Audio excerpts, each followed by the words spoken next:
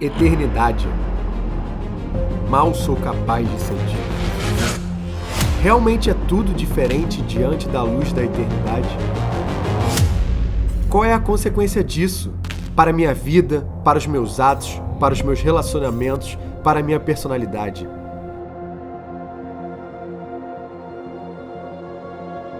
Eu me pergunto, quem eu sou? Para onde eu vou? Os mitos da minha infância seriam verdadeiros? Ou a eternidade é apenas um espaço atemporal e vazio? Passo a passo, o objetivo em mente. Mesmo que eu não entenda, mesmo que pareça impensável, mesmo que eu só consiga adivinhar e visualizar isso apenas à distância. Através de você, eu sei para onde eu vou. Através de você, eu sei quem eu sou.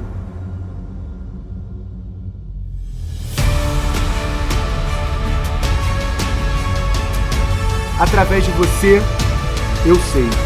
A eternidade já começa hoje.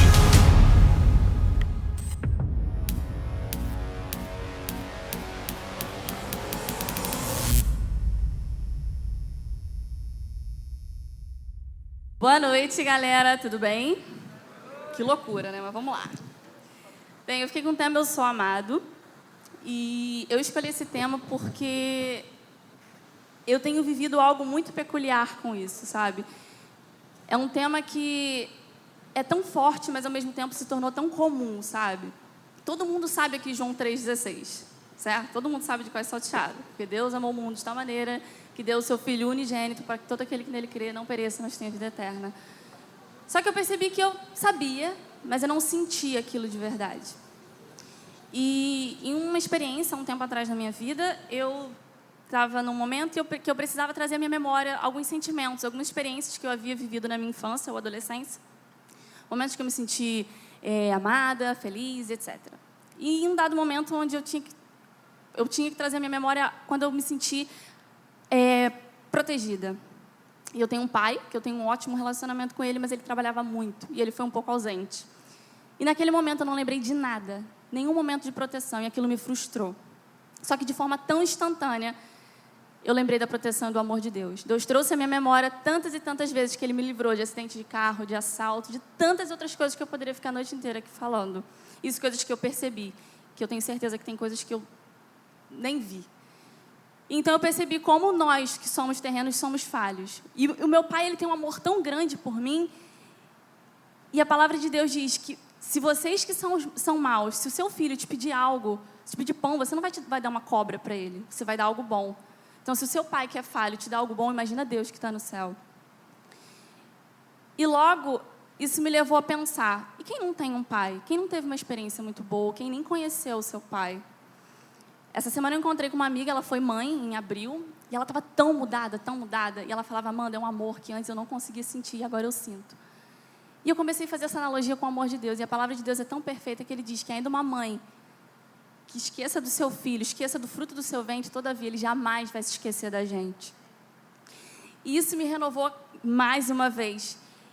E aí eu vejo que o amor de Deus começa por mim quando eu ainda sou pecadora, mas quando eu estava na lama do pecado, Ele deu o seu único filho por mim. Eu tenho certeza que ninguém aqui que é pai ou mãe daria o seu filho por ninguém.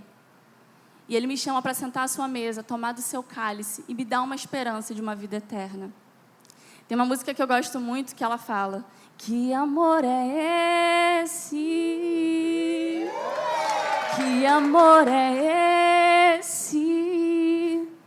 Há tantos defeitos em mim, mas me amas mesmo assim. Amor incondicional, amor de Deus. Que amor é esse? Que amor é esse? Sabes tudo de mim, mas me amas mesmo assim. Amor incondicional, amor de Deus. Esse amor é um amor que não guarda rancor, mas que perdoa o pecador. É um amor que transforma, que restaura. E o meu anseio e a minha oração é que você, em nome de Jesus, possa abrir a porta do seu coração, sentar-se com Ele, ceiar com Ele, permitir que Ele te transforme, porque graças a esse amor, porque esse amor não muda, que eu estou aqui hoje falando para vocês e compartilhando com vocês. Espero que vocês sintam isso a cada amanhecer, a cada manhã, e que vocês possam trazer a esperança, como diz Jeremias, o que pode trazer à memória de vocês aquilo que pode vos dar esperança. Amém? Glória a Deus.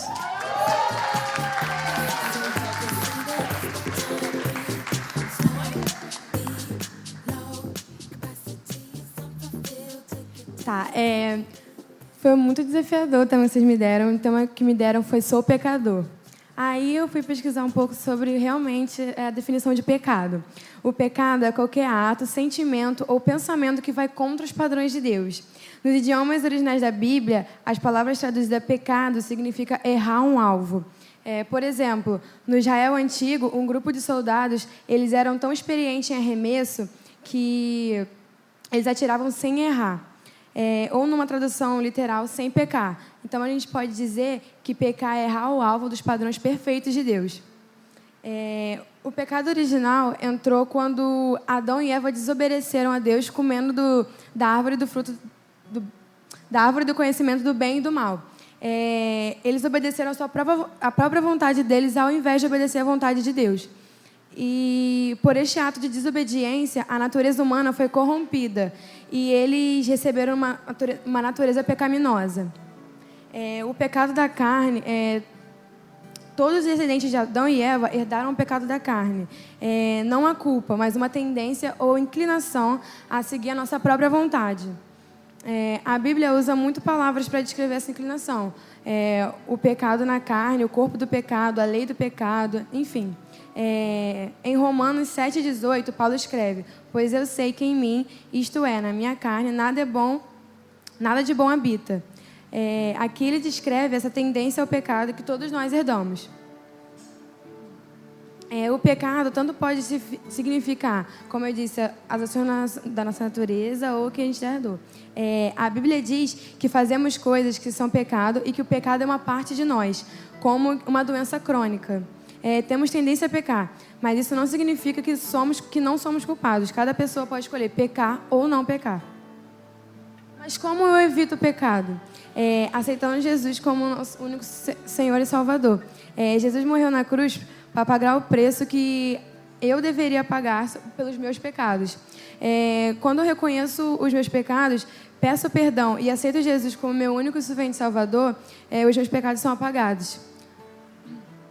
Isso não significa que o que eu faço não tem problema, mas agora eu tenho uma segunda chance. E dessa vez eu recebo uma nova natureza, inclinada para o bem, porque eu estou unido a Deus. Quando eu estou com Jesus, eu ainda peco. Quem tem Jesus ainda peca, porque a velha natureza do pecado ainda está lá, lutando contra a nova natureza. Mas pedindo perdão e com a ajuda de Deus, eu posso vencer essa natureza. Já não preciso viver no pecado, sem conseguir sair. E um problema que eu tinha é que quando eu realmente decidi viver nos caminhos do Senhor, eu ficava assim: ai meu Deus, agora eu não posso pecar, não posso fazer nada, meu Deus, se eu pecar já era, vou pro inferno, Jesus me ajuda. Aí ficava nessa, né? Mas aí, quando eu entendi isso, que meus pecados são pagados por Jesus, mas que eu não vou deixar de ficar pecando, mas que Jesus, o Espírito Santo vai sempre me ajudar e eu não vou continuar fazendo sempre a mesma coisa, mas Ele sempre vai estar me ajudando, me falando e é isso.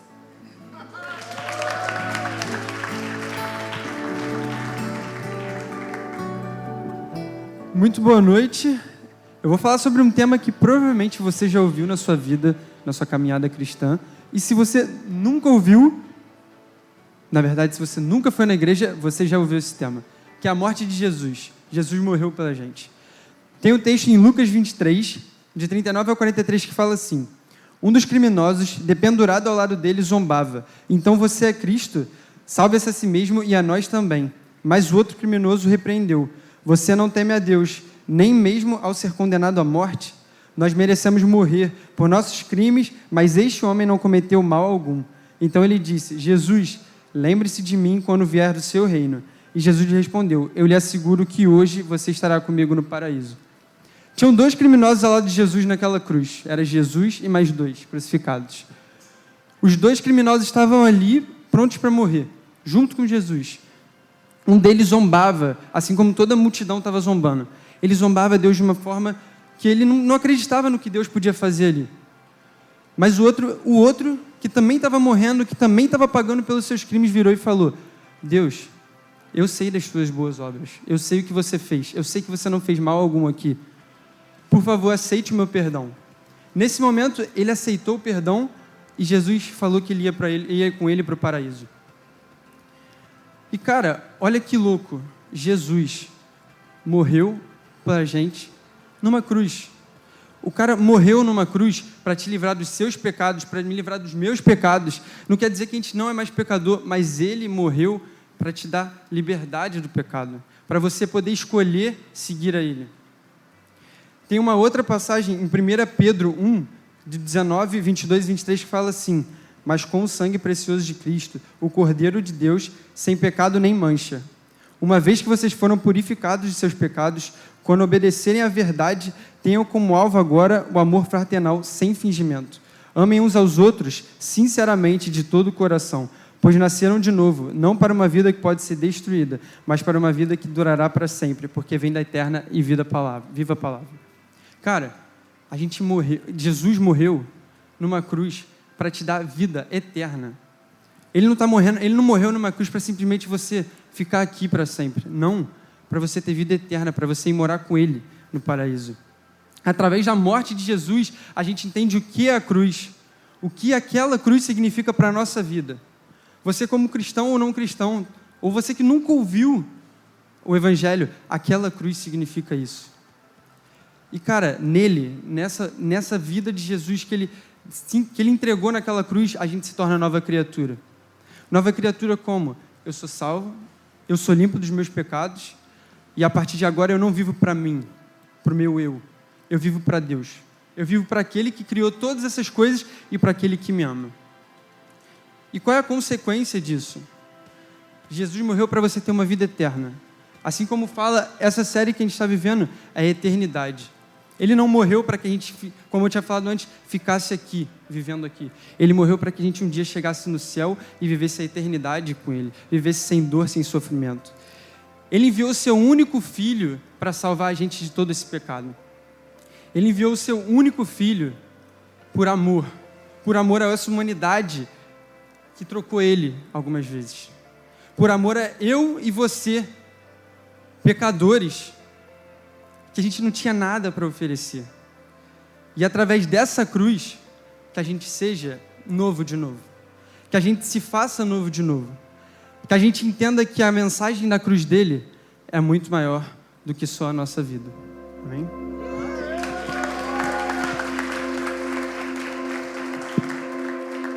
Bom, boa noite, galera. Eu fiquei com o tema de Jesus vai voltar. Um tema muito difícil, porque é muito difícil falar sobre isso. Quando? Como? Quando é que isso vai acontecer? O que vai acontecer? A Bíblia fala diversas coisas sobre a volta de Jesus e eu acho que eu seria incapaz de explicar todas elas aqui. Ela traz diversas mensagens, mas eu seria incapaz de falar isso. E eu estava preparando alguma coisa na minha cabeça, só que hoje de manhã eu acordei com uma música muito forte no meu coração. Uma música que marcou muito a minha vida, mas eu não vou cantar como a Amanda. Acordei com a música no coração, Carvalhos de Justiça, que é uma música que toca muito na Betânia e que sempre me marcou muito. E ela fala da volta de Jesus, do que a gente deveria fazer por aqui, enquanto a gente espera essa volta. Ela está lá em Isaías 61.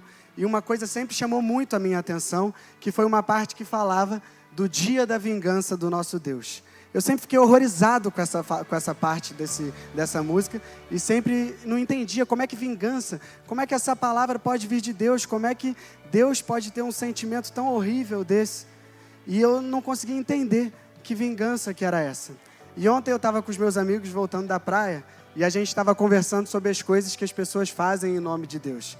Sobre as coisas que as pessoas fazem e dizem que é Deus que está mandando fazer. E muitas coisas hoje em dia que as pessoas fazem em nome de Deus, eu acho que tem muito pouca relação com Cristo, muito pouca relação com o Evangelho. E isso é muito difícil da gente compreender.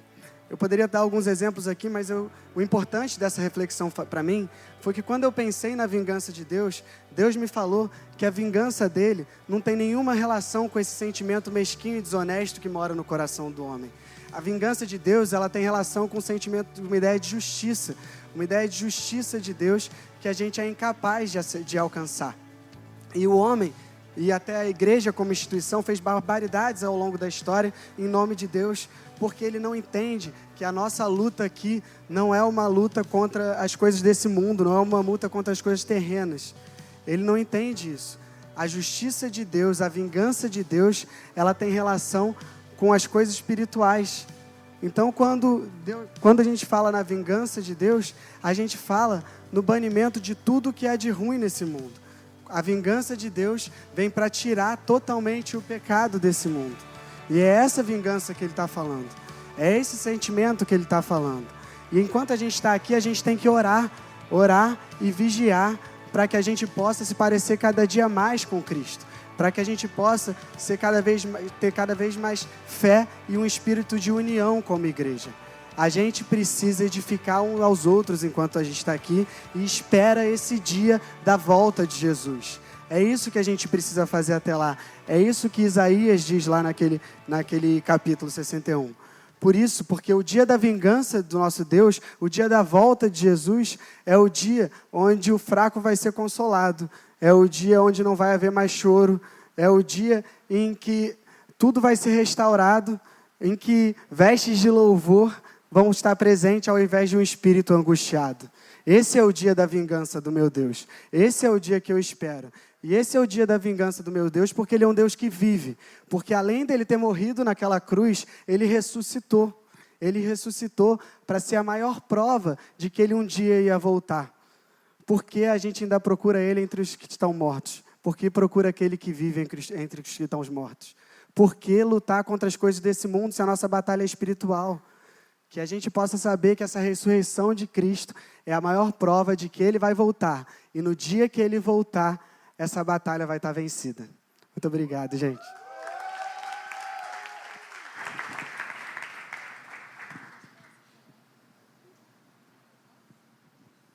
Boa noite. Gente, que horrível. Mas tudo bem. Vou ficar repetindo boa noite 1000 vezes, não. Queria primeiro agradecer Pedro, Amanda, Carol e Joãozinho. Bem demais, adorei isso. 4 pessoas diferentes, com história de vida diferente, com experiências de Deus muito diferentes, falando da verdade, falando do que é verdade para elas, falando do que foi Jesus na vida delas, falando de por que elas estão aqui na igreja, porque elas gastam um tempo na igreja, elas trabalham na igreja, né, falando um pouco do plano de Deus para a nossa vida e para a vida delas. Tá? Gostei muito, adorei muito essa dinâmica, né, de pessoas diferentes falando de coisas que são iguais para a gente, mesmo sem a gente nunca ter conversado. Né. Eu vou falar, a minha parte é falar um pouco do que foi a minha vida, né, essa vida de cristão. Né, quando a gente entende que a gente é pecador, a gente entende que Jesus sacrificou para a gente entende que esse sacrifício, essa vitória, nos purificou e nos fez perfeitos e santos para podermos entrar no reino de Deus, para podermos conviver com o Pai. Né? E eu já tenho uma certa idade, né? Então, para falar disso, eu podia ficar horas aqui. Então, eu vou falar só de 3 coisas que são muito importantes para mim atualmente. A primeira coisa é... ao contrário, um pouco ao contrário do que a gente tem falado, é que eu tenho convicção que Jesus morreu, ressuscitou para que nós fôssemos livres e perfeitos. Tá? Eu tenho convicção que a perfeição não é uma opção, a perfeição é uma ordem. Né? Jesus fala em Mateus, portanto, sejam perfeitos, como perfeito é o Pai Celestial de vocês. Jesus espera isso da gente. Paulo, em diversos momentos, fala que ele espera que nós sejamos santos. A santidade é o que ele espera da gente, a santidade. Né? E essa coisa de não ser perfeito, de ser impossível, a perfeição é uma coisa impossível, acaba sendo muito confortável, porque a gente se acomoda, já que eu não posso ser perfeito, então está tranquilo fazer as bobagens que eu faço por aí. Né? Então, eu queria falar um pouco sobre isso, sobre a gente ser perfeito. sabe? Sobre como a gente pode ser perfeito. Em Hebreus 10, 14, o autor fala, porque por meio de um único sacrifício, ele aperfeiçoou para sempre o que estão sendo santificados. Um pouco antes ou um pouco depois, ele diz que, diferente dos outros sacerdotes que diariamente tinham que oferecer sacrifícios a Deus pelo perdão, Jesus ofereceu um sacrifício que era o suficiente para que nós fôssemos perdoados, santificados e perfeitos. Tá? Então, eu queria falar um pouco sobre isso, mas a gente precisa rever o nosso conceito de perfeição, né? Então, eu queria falar como eu entendo a perfeição. E aí eu vou fazer um parênteses aqui. Eu falo da minha vida, né, de tudo que eu aprendi. Eu acho que é importante para mim que todos vocês pensem no que eu estou falando, peguem a Bíblia, leiam, estudem, e se em algum momento acharem que é um pouco diferente, pode ficar super à vontade. Estudar a Bíblia, conhecer, entender o que eu estou falando e pensar se é isso mesmo ou não, é exatamente o que cada um deve fazer. Porque eu entendo que a perfeição é uma coisa que assusta a gente, né? A liberdade é tranquilo, a gente está tranquilo em saber que Deus libertou a gente espera a liberdade. Mas ser perfeito é uma coisa que assusta um pouco. Então, para falar do meu conceito, do que eu entendo como perfeição, eu vou passar um vídeo para vocês que vai ajudar a explicar bastante isso que eu estou pensando sobre perfeição.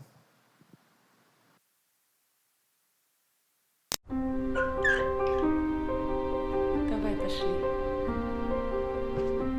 Ой, осторожнее.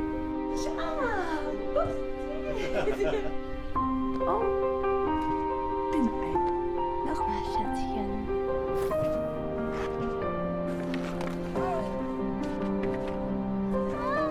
Here we go. I know, it's cold.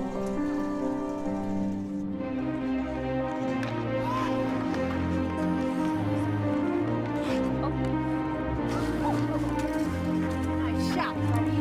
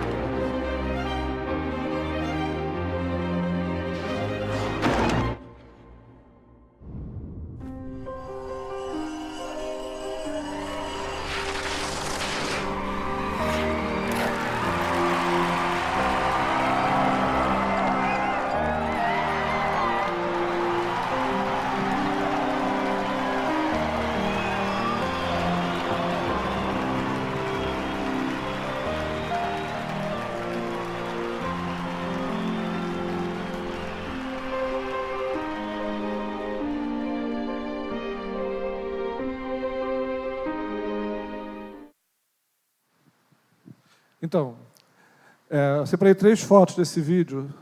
Põe para mim. Põe as 3, pode passar as 3.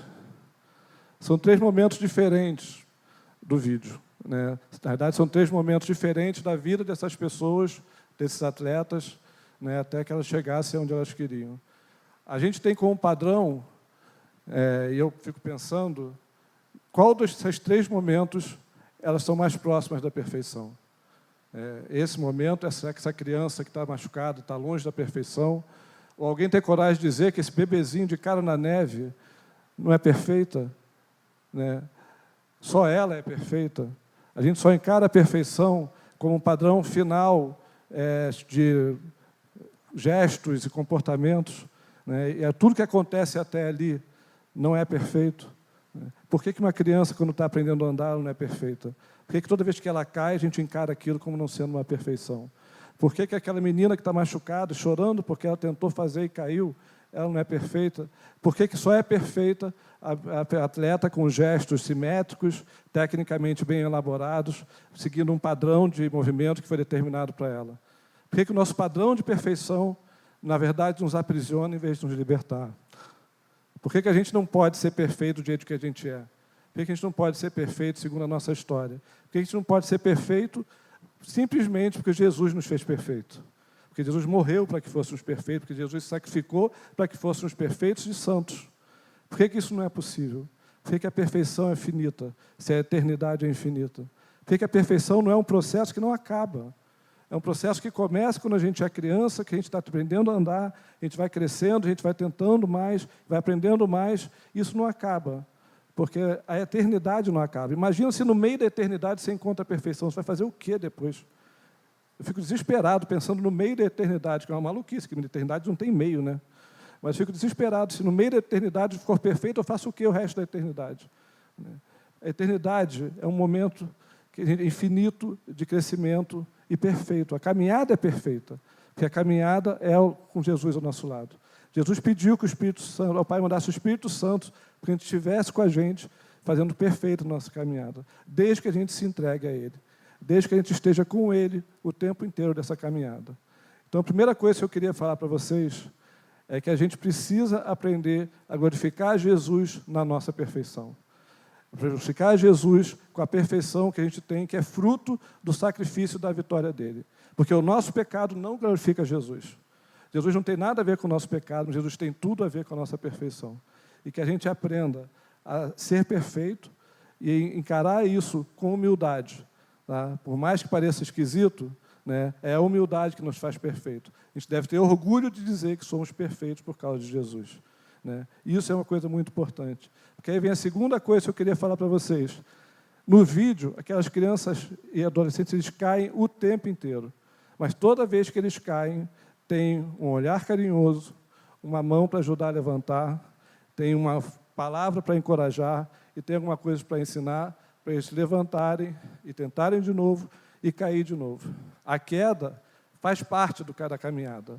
Qualquer pessoa que tenta ir além vai cair. Não sei se vocês já repararam, mas a caminhada é uma repetição constante de desequilíbrio e reequilíbrio. Você, para sair do seu lugar, você tem que se desequilibrar para frente e você tem que se reequilibrar. E se você, por algum momento, der um passo maior e não conseguir se reequilibrar, você cai. Só não cai quem não anda. Só não cai quem está pegado e grudado no solo. A queda faz parte da caminhada. Quanto mais você corre, mais chance tem de cair. Quanto mais você salta, mais difícil é se reequilibrar. Quanto mais coisa você faz quando você está saltando, mais difícil é se reequilibrar.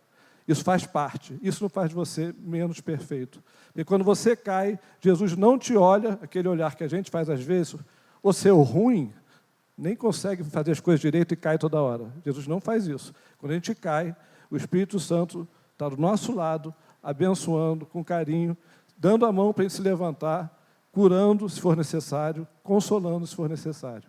A queda faz parte da caminhada. E aí, queda significa na nossa vida, às vezes uma decisão mal tomada, às vezes um passo maior que a gente devia estar, às vezes uma bobagem que a gente fez. E às vezes é simplesmente a gente fez tudo certo, mas a vida derrubou a gente. Às vezes a gente fez nada de errado e a vida derrubou. Né? Isso acontece. E às vezes a queda dói, machuca. Eu já adulto, depois de ser crente desde criança, eu só adulto resolvi ler a Bíblia todo dia, com regularidade. Eu nunca tinha feito isso, e um dia eu vi um sermão e resolvi fazer. Vou ler a Bíblia todo dia, resolvi fazer tudo certo. E, nesse momento de fazer tudo certo, minha vida ficou um caos total. Entre outras coisas, o pior, para completar o caos total, estou tentando, eu descobri que minha mãe estava com câncer e 2 meses depois ela morreu. Eu pensei assim, caramba, agora eu estou fazendo tudo certo, isso vai acontecer. E no meio, que não foi só isso, foi um monte de coisa junta. E aí o que eu pensei, no meio daquela sofrimento, daquela confusão, foi o seguinte, tá bom, entendi, não é para eu ler a Bíblia todo dia. Né? Bobagem, né? Mas quando a gente está sofrendo, a gente pensa o que vier. Né? E de verdade, eu não elaborei isso, não decidi não ler, mas de verdade, eu fiquei muito tempo sem ler a Bíblia com regularidade. Né? Porque às vezes a queda dói, a queda machuca e a gente fica meio sem saber o que fazer. E a gente não sabe aonde vai. E a gente desiste de coisas boas que a gente estava fazendo como se isso fosse responsável. Tá? Mas isso também não é um problema, porque mesmo assim Jesus continua cuidando da gente. Nesse tempo inteiro, o Espírito Santo esteve do meu lado, cuidando, me ensinando, e se eu não lia a Bíblia com regularidade, eu aprendia de outras formas, e fui ensinando, aprendendo e crescendo, Até que eu voltei a ler a Bíblia com regularidade um pouco de tempo depois, mais ou menos uns 20 anos. Né? 20 anos até eu voltar a ler a Bíblia com regularidade. Para a gente, é um absurdo, né? Tempo de mais 20 anos. Né? Porque a nossa visão de tempo é finita. Porque a gente encara a vida com ansiedade, a gente tem que resolver tudo em um mês, um dia, uma semana, um ano. Essa é a nossa visão, é a nossa ansiedade. A gente entende que tudo tem que ser resolvido com rapidez. Eu tenho alunas de 15 anos que dizem que não sabem fazer. Eu falo assim, meu querido, você tem 15 anos de idade, atleta. Quando chegar aos 20, se fizer, está ótimo. Aí, quando eu falo isso para ela, eu vejo aquela expressão que define eternidade. Quando eu falo 20 anos, ela melhora como se 20 anos fosse o final da eternidade. Né? Porque a gente está acostumado a resolver tudo muito rápido. Mas isso é coisa nossa, essa ansiedade é nossa. Jesus, o Espírito Santo, não tem essa ansiedade. Eles cuidam da gente no tempo que tiver que cuidar. A nossa caminhada é perfeita, porque o tempo que tudo acontece também é perfeito. Se tiver demorar 1 ano, vai demorar 1 ano, 2 anos, 10 anos, 20 anos, como demorou comigo, mas a caminhada vai ser perfeita, porque a caminhada com Jesus é perfeita. O tempo é perfeito, e Ele não precisa ensinar as coisas do jeito que a gente quer. Ele tem o jeito certo de fazer as coisas, o jeito perfeito. A gente tem que aprender isso, a gente tem que entender isso. E quando a gente é perfeito, a gente entende que a gente é perfeito, a gente tem mais tranquilidade. A queda não incomoda, a gente levanta e tenta de novo, e levanta e tenta de novo, e salta mais alto ainda. Porque a gente acha que a gente precisa ir mais longe, a gente acha que é possível, a gente se entende perfeito, porque Jesus fez a gente perfeito. Né? E aí vem a terceira coisa que eu queria falar para vocês, que para mim é a mais importante de todas, de tudo que eu aprendi na minha vida. Eu fico parecendo um pouco presunçoso quando eu falo isso, mas é importante eu falar. Eu, desde criança, que as pessoas me dizem que eu sou uma pessoa muito inteligente. Desde criança, por conta de testes que eu fiz, que deu muito alto, ou porque eu me dava bem nas provas, ou sei lá, porque as pessoas que convivem comigo me diziam que eu era uma pessoa muito inteligente. Eu nunca achei isso muito... Sim, tanto fazia para mim se era verdade ou mentira, mas em determinado momento eu quis entender o que significava isso na minha vida. Para que serve ser inteligente? Se eu sou inteligente, tem que servir para alguma coisa. Né? Comecei a me preocupar em saber o que significava ser inteligente. E aí a primeira coisa que eu entendi é que todos os psicopatas genocidas da história da humanidade eram muito inteligentes. Né? Todos, muito inteligentes, eram gênios. Né? A segunda coisa que eu entendi é que pessoas muito inteligentes, com conhecimento muito grande da Bíblia, criaram centenas ou milhares de doutrinas e religiões diferentes.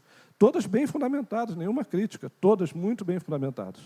Né? Mas criaram, pessoas muito inteligentes criaram. Pessoas muito inteligentes, com uma capacidade razoável de raciocínio, podem defender qualquer ideia. Tá? Podem defender qualquer ideia, podem te levar para qualquer lugar. Eu mesmo, no 8ª série, no ano atual, participei de um júri simulado de Hitler. E é evidente que eu defendi Hitler. Né? Com tranquilidade, eu consegui vários argumentos para dizer que Hitler estava certo em todas as barbaridades que ele fez. Porque é possível fazer isso. Com inteligência e com raciocínio, você consegue defender qualquer coisa. Você pode ir para qualquer lugar. Tá? Não é isso. A inteligência e o conhecimento não definem o que é verdade e o que não é verdade. Isso eu entendi. E aí tem um versículo da Bíblia, muito conhecido, né, quando Jesus diz, eu sou o caminho, eu sou a verdade, eu sou a vida. E esse versículo passou a ter um valor totalmente diferente para mim. Eu comecei a entender que a minha inteligência e meu conhecimento, por mais que eu tivesse, mas que eu realmente fosse inteligente, mas que eu realmente tivesse um grande conhecimento, isso não era o suficiente para eu saber qual era o caminho certo a seguir. Isso podia me levar para qualquer lugar e talvez não para o caminho certo. Isso não era o suficiente para eu saber qual era a verdade. Eu podia saber tudo, mas não saberia qual é a verdade. Isso não seria o suficiente para me entregar a vida e a vida eterna. Jesus fala em Mateus 15:17, quando ele pergunta para Pedro, pergunta para os discípulos, quem sou eu? E Pedro diz, você é Cristo, o Filho de Deus. Jesus diz, feliz é você, Simão, filho de Jonas, porque isso não lhe foi revelado por carne ou sangue, mas por meu Pai que está nos céus. Jesus deixa claro para Pedro, que apesar de toda a história que Pedro tinha ao lado de Jesus, apesar de todo o conhecimento que Pedro tinha dos milagres de Jesus, todos os ensinamentos que ele teve de Jesus, aquilo não era o suficiente para ele saber quem era Jesus de verdade. O que fez ele saber quem era Jesus de verdade foi a revelação. Cadê o versículo? Foi a revelação de Deus. Deus revelou para o meu Pai que está no céu. Foi a revelação de Deus que fez com que Pedro soubesse quem era Jesus. E antes Jesus tinha perguntado, tiveram várias respostas diferentes. Podia ser Elias, podia ser um outro profeta, podia ser várias respostas. Mas a resposta, a verdade, só foi possível através da revelação. Em Colossenses também está escrito, neles estão escondidos todos os tesouros de sabedoria e do conhecimento. Eu os digo isso para que ninguém os engane com argumentos aparentemente convincentes. Nele ali está falando de Jesus. Tá? Ninguém os engane com argumentos aparentemente convincentes. Paulo, na carta aos Colossenses, já está preocupado com que bons argumentos podem fazer, com que inteligência e conhecimento podem fazer. Eu não estou negando a inteligência e o conhecimento, não. Eu acho que a inteligência e o conhecimento fazem parte. Só que inteligência e conhecimento não podem ser mais fortes, não podem estar na frente da aprendizagem de Jesus. Existe uma diferença enorme entre inteligência e sabedoria. Existe um abismo de distância entre inteligência e sabedoria. Inteligência ajuda, mas sabedoria é vida. Sabedoria tem poder. Sabedoria que faz a gente conhecer a verdade. Jesus faz a gente conhecer a verdade. O Espírito Santo que Jesus mandou faz a gente saber a verdade. Faz a gente conhecer o caminho, faz a gente conhecer a vida e receber a vida verdadeira. Não existe como ser diferente. Não existe relação com Deus se não tiver o sobrenatural, que é o ensino que vem de Deus. Não existe. Mas a gente queira conhecer, a gente nunca vai saber exatamente onde tem que ir. Não existe relação com Deus se não tiver fé. Fé é a certeza das coisas que não se vê. Fé é você andar sem saber para onde ir. A Bíblia diz que Abraão recebeu uma promessa de receber terras para a descendência dele. A Bíblia diz que, pela fé, Abraão andou atrás da promessa sem saber para onde estava indo. Pela fé, Pedro, contrariando todos os conhecimentos dele, toda a história dele de pescador, que passou a vida inteira no mar, vendo várias pessoas se afogando e afundando, pela fé, Pedro saiu do barco, olhou para Jesus e andou sobre as águas. Porque ele, pela fé, porque tudo que ele conhecia dizia para ele não andar. Tudo que ele conhecia dizia que era maluquice, que isso não fazia nenhum sentido, não existia coerência nenhuma em sair do barco e andar sobre as águas. Você sabe que você vai afundar. Pedro olhou para Jesus e foi, andou sobre as águas, até que o vento assustasse a ele, até que o vento trouxesse de volta para ele tudo que ele conhecia, e até que esse conhecimento e essa história pesassem nele e ele afundasse. Então, assim, não existe relação com Deus sem fé. Não existe relação com Deus sem aceitar a experiência sobrenatural do Espírito Santo. Não existe como conhecer a verdade se o Espírito Santo não tocar nosso coração. Não existe transformação sem a ação do Espírito Santo na nossa vida. E eu falo isso não só para quem não conhece. Eu falo isso para mesmo as pessoas que, às vezes, a gente está na igreja a vida inteira, quando a gente está num determinado momento, a gente decide controlar o que Deus vai fazer e como o Espírito Santo vai atuar. Não existe controle para o que o Espírito Santo vai fazer. O Espírito Santo age com perfeição no momento perfeito que Ele quer fazer as coisas. A igreja cresce com perfeição no momento perfeito que Jesus quer fazer as coisas. As coisas acontecem com perfeição no tempo perfeito em que Deus faz as coisas. Foi assim, e eu queria aproveitar que a gente está falando de eternidade, foi assim que eu entendi o que para mim significa eternidade. Eternidade para mim não é uma sequência infinita de amanhã. Eternidade para mim é um hoje, que eu não quero que acabe. Um hoje bom demais. Eternidade para mim é um encontro, é estar com os amigos, conversando, falando bobagem, brincando, uma coisa a gente não quer que acabe. É um encontro de família que a gente briga, mas no domingo que vem está todo mundo junto de novo.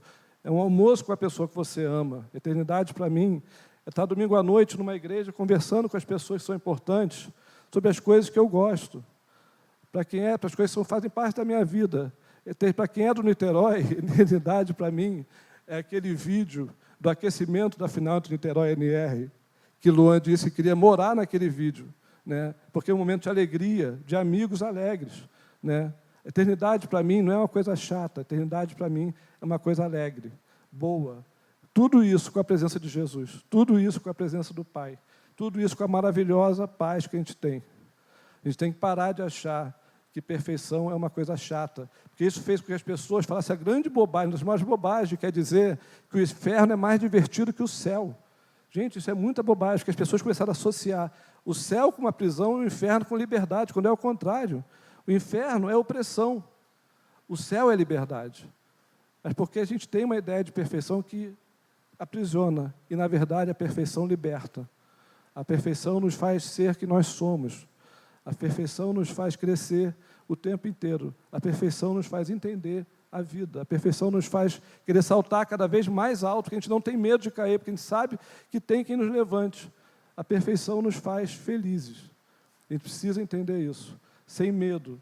Né? A gente vai aprender, a gente vai errar, a gente vai voltar a fazer certo de novo e vai ter quem nos ensine.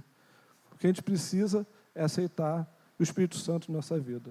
A gente precisa fazer como Deus fez, como Jesus fez, pediu, Pai, manda o Espírito Santo. Ele pediu para todos nós. A gente pedir o Espírito Santo. A gente precisa dizer, Pai, eu não acredito, manda o Espírito Santo. Pai, isso para mim não faz nenhum sentido, manda seu Espírito Santo. Pai, eu me sinto louco falando com um Deus que eu acho que não existe, manda seu Espírito Santo. Pai, não faz nenhum sentido, Pai, eu quero entender, manda seu Espírito Santo. Pai, eu quero muito mais do que eu tenho, manda seu Espírito Santo. Pai, ainda dói, ainda machuca, eu ainda sinto dor, eu ainda sinto angústia, manda seu Espírito Santo.